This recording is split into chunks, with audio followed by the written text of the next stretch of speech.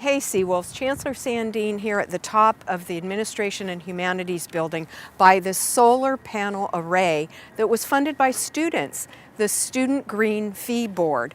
And this is a perfect place to talk about the new Municipality of Anchorage Climate Action Plan.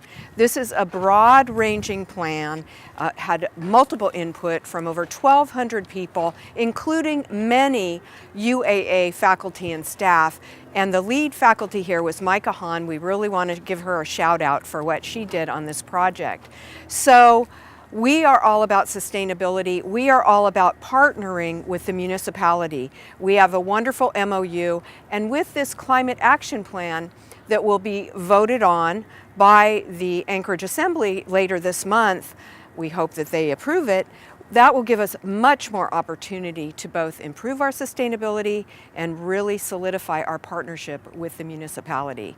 So let's give a shout out for the people who've worked on it already, and let's get ourselves prepared to continue the work in the next academic year.